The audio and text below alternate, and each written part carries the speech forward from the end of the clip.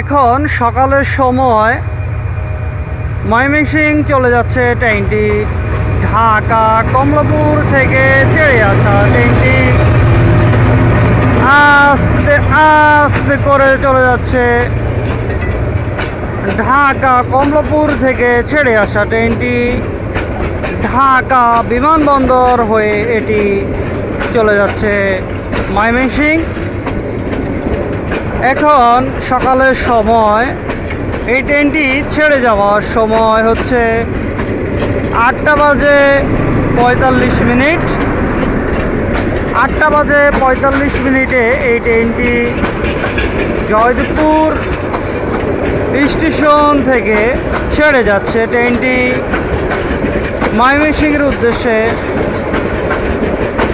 যারা ময়মনসিংহ যেতে চান জয়দেবপুর থেকে টিকিট সংগ্রহ করে নেবেন।